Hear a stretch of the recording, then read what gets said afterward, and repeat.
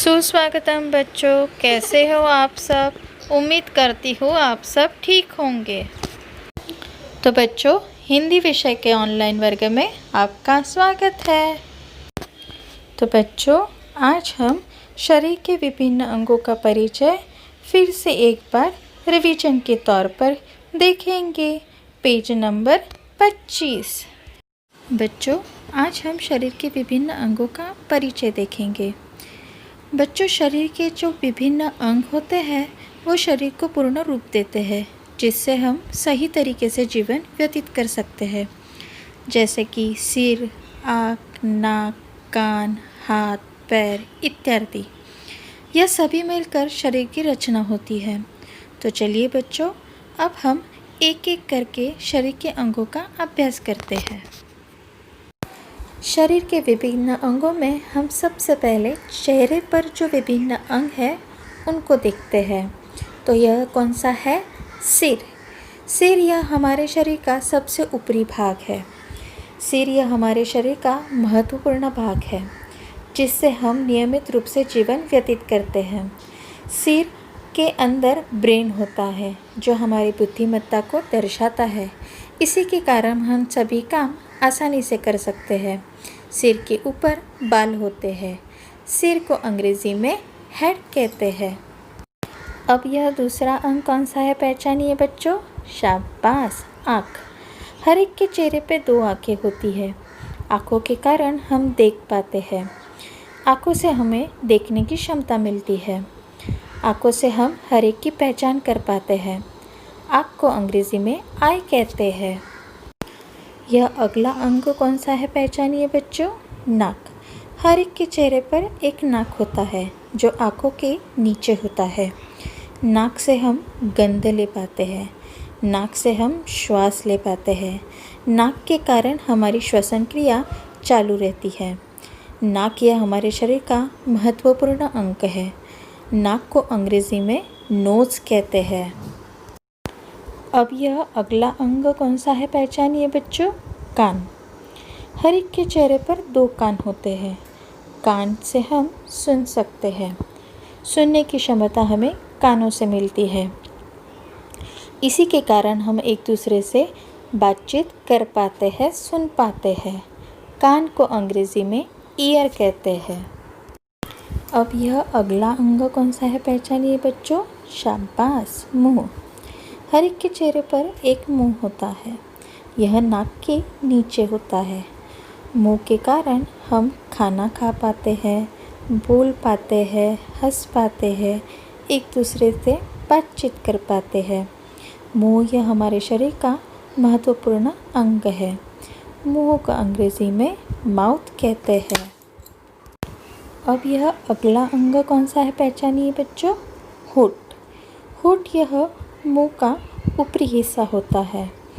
होठ यह 2 भागों में विभाजित होते हैं, एक ऊपर की तरफ, एक नीचे की तरफ। यह ज़्यादातर गुलाबी रंग के होते हैं। होठ को अंग्रेजी में लिप्स कहते हैं। बच्चों, शरीर के विभिन्न अंगों में यह अगला अंग कौन सा है। शाबाश, गर्दन। गर्दन यह चेहरे के नीचे होती है। गर्दन यह चेहरे को हिला पाती है। इसी के कारण हम बाईं तरफ, दाईं तरफ, पीछे की तरफ, आगे की तरफ मुड़कर देख सकते हैं।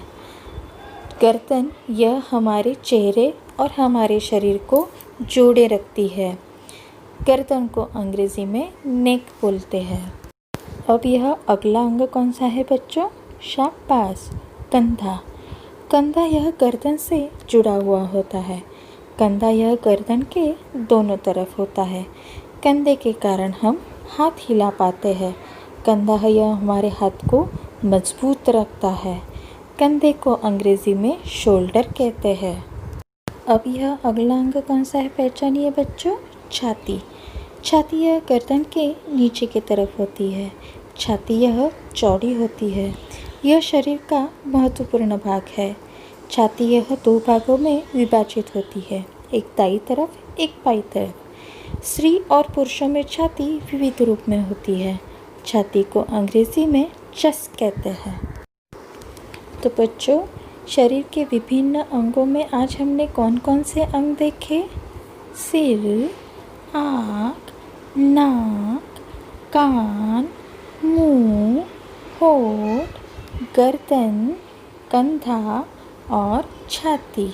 ठीक है बच्चों? तो बच्चों और भी शरीर के विभिन्न अंग हैं, तो चलिए आज हम उनका परिचय देखते हैं। यह शरीर का कौन सा अंग है? कमर। कमर यह पेट के नीचे की तरफ रहता है। कमर से हम शरीर को झुका पाते हैं, शरीर को हम ऊपर नीचे मोड़ पाते हैं। कमर को अंग्रेजी में वेस्ट कहते हैं। तो बच्चों ये शरीर का कौन सा अंग है, पहचानिए। शाबाश, हाथ। हाथ यह शरीर का महत्वपूर्ण अंग है, जिसके कारण हम हमारे रोज़मर्रा के सभी काम आसानी से कर पाते हैं, जैसे कि हाथों से खाना खाना, हाथों से कोई चीज़ पकड़ना, छोड़ना, हाथ की सहायता से किसी काम को आसानी से कर पाना, हाथ से लिखना, हाथ से कोई भी चीज़ हम आसानी से उठा पाते हैं, रख पाते हैं। हाथ यह हमारे शरीर का महत्वपूर्ण अंग है। हाथ की सहायता से हम बहुत सारे काम आसानी से कर पाते हैं। हमारा हाथ यह हमारे कोहनी से मोड़ पाता है, जिस तरह से हम ऊपर नीचे दाएं बाएं मोड़ पाते हैं। हाथ यह हमारे लिए बहुत उपयुक्त होता है। हमारे शरीर में 2 हाथ होते हैं, एक बाईं तरफ, एक दाईं तरफ। यह शरीर के कंधों से जुड़े रहते हैं। हाथ को अंग्रेजी में हैंड कहते हैं। बच्चों ये शरीर का कौन सा अंग है, पहचानिए। हाथ का अंगूठा। बच्चों अभी हमने हाथ के बारे में देखा, अभी हम हाथ के अंगूठे के बारे में देखेंगे।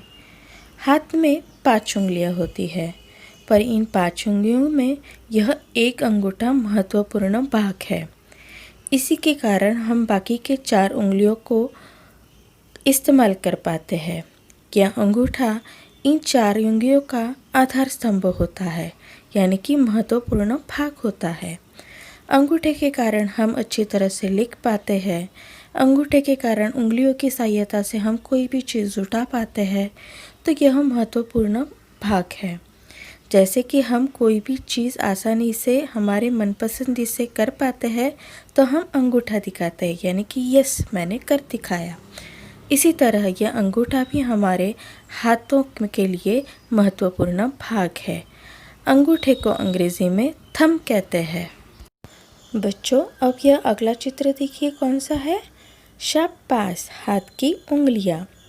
जैसे कि हमने इसके पहले चित्र में देखा हाथ का अंगूठा, उसमें मैंने यह भी कहा था कि हमारे हाथ में 5 उंगलियां होती है, और यही 5 उंगलियां बनकर मिलकर एक मजबूत मुट्ठी बनती है। यह मुट्ठी इसलिए मजबूत है क्योंकि यह 5 उंगलियां बहुत महत्वपूर्ण होती है। इन्हीं 5 उंगलियों के कारण हम कोई भी चीज़ आसानी से कर पाते हैं, जैसे लिखना, कलर करना, जैसे कि खाना खाना, खेलते वक्त कोई भी चीज़ उठाना, रखना।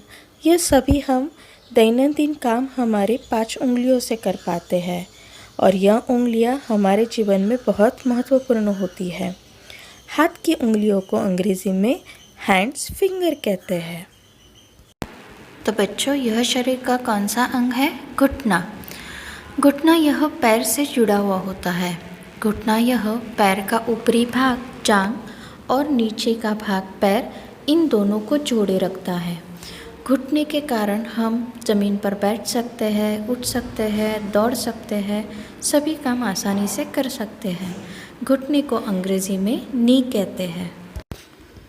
तो बच्चों यह शरीर का कौन सा अंग है, पहचानिए। शाबाश, पैर। पैर यह हमारे शरीर का आधार स्तंभ होता है। पैर के कारण हम खड़े हो पाते हैं। पैर के कारण हम चल सकते हैं, दौड़ सकते हैं, कूदी लगा सकते हैं, आदि प्रक्रिया बड़े आसानी से कर पाते हैं। पैर यह हमारे शरीर का मुख्य अंग होता है। पैर के कारण बैठना, उठना, चलना, दौड़ना, तैरना, कूदी लगाना आदि सब प्रक्रिया बड़े आसानी से हो पाती है। पैर यह बहुत मजबूत होते हैं। पैर को अंग्रेज़ी में लेग कहते हैं। तो बच्चों, यह चित्र देखिए। यह चित्र कौन सा है? एड़ी। एड़ी यह पैरों से जुड़ी हुई होती है। एड़ी के कारण हम चलने की, दौड़ने की, कूदने की आदि प्रक्रिया बड़ी आसानी से कर पाते हैं। एड़ी यह मजबूत होती है। एड़ी को अंग्रेज़ी में हिल कहते हैं। तो बच्चों, यह शरीर का कौन सा अंग है? पहचानिए। शाबाश, पैर का अंगूठा। तो बच्चों, पैर की उंगलियों में अंगूठा यह सबसे बड़ा होता है। उसी तरह पैर का अंगूठा भी पैर की उंगलियों से बड़ा होता है। यह बहुत मजबूत होता है। इसी के कारण पैर से जुड़ी हुई हर प्रक्रिया हम आसानी से कर पाते हैं, जैसे कि चलना, दौड़ना, कूदना आदि।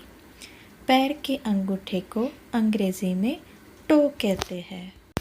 तो बच्चों, आखिर में यह कौन सा चित्र है? पहचानिए। पैर की उंगलियां। शाबाश। तो बच्चों, पैर की उंगलियां बहुत मजबूत होती है। एक पैर में हमें 5 उंगलियां होती हैं और दोनों पैर की मिलकर 10 उंगलियां होती हैं। जैसे कि इसके पहले के चित्र में हमने देखा पैर का अंगूठा, और अब पैर की उंगलियां। पैर की उंगलियों के कारण पैर से जुड़े सभी कार्य हम आसानी से कर पाते हैं। पैर की उंगलियों को अंग्रेज़ी में लेग फिंगर्स कहते हैं। तो बच्चों, आज हमने शरीर के विभिन्न अंगों का परिचय देखा और उसमें हमने उनके बारे में जानकारी देखी। The different part of the body. तो चलिए बच्चों, फिर से हम एक बार उनके बारे में अभ्यास करते हैं। तो सबसे पहले हमने क्या देखा? सिर। सिर को अंग्रेज़ी में हेड कहते हैं। आँख। आँख को अंग्रेज़ी में आई कहते हैं। नाक। नाक को अंग्रेज़ी में नोज़ कहते हैं। कान। कान को अंग्रेज़ी में ईयर कहते हैं। मुँह। मुँह को अंग्रेज़ी में माउथ कहते हैं। होठ। होठ को अंग्रेज़ी में लिप्स कहते हैं। गर्दन। गर्दन को अंग्रेज़ी में नेक कहते हैं। कंधा। कंधे को अंग्रेज़ी में शोल्डर कहते हैं। छाती। छाती को अंग्रेज़ी में चेस्ट कहते हैं। हाथ। हाथ को अंग्रेज़ी में हैंड कहते हैं। हाथ का अंगूठा। हाथ के अंगूठे को अंग्रेज़ी में थंब कहते हैं। हाथ की उंगलियां। हाथ की उंगलियों को अंग्रेज़ी में हैंड फिंगर्स कहते हैं। कमर। कमर को अंग्रेज़ी में वेस्ट कहते हैं। घुटना। घुटने को अंग्रेज़ी में नी कहते हैं। पैर। पैर को अंग्रेज़ी में लेग कहते हैं। एड़ी। एड़ी को अंग्रेज़ी में हिल कहते हैं। पैर का अंगूठा। पैर के अंगूठे को अंग्रेज़ी में टो कहते हैं। पैर की उंगलियां। पैर की उंगलियों को अंग्रेज़ी में लेग फिंगर्स कहते हैं। तो बच्चों, इसी तरह आपको शरीर के विभिन्न अंगों का अभ्यास करना है और उसको याद करना है। धन्यवाद बच्चों, फिर मिलेंगे। आप अपना ख्याल रखिए और पढ़ाई कीजिए।